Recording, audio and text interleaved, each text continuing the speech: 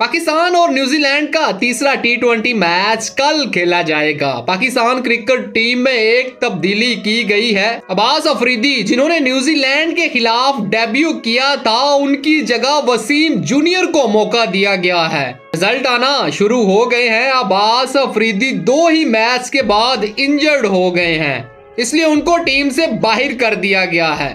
इसके अलावा Pakistan cricket team में कोई तब्दीली नहीं की गई। हालांकि पाकिस्तान क्रिकेट टीम को चाहिए था कि आजम खान को रेस्ट देते और हसीबुल्ला को चांस देते, लेकिन क्या करते, मजबूर है, सिफारिश है, पर्ची है, आजिम खान को तो चांस देना ही था। हालांकि आजिम खान अपने दोनों मैचों में नाकाम हो चुके हैं, डबल फिगर में दाखिल ही नहीं हुए, लेकिन फिर भी उनको तीसरे मैच में मौका दिया जा रहा है। अभी वो साबिका खिलाड़ी किधर हैं जो कि बाबर आजम पर तनकीद कर रहे थे? पहले 2 टी20 मैचेस में बाबर आजम ने 50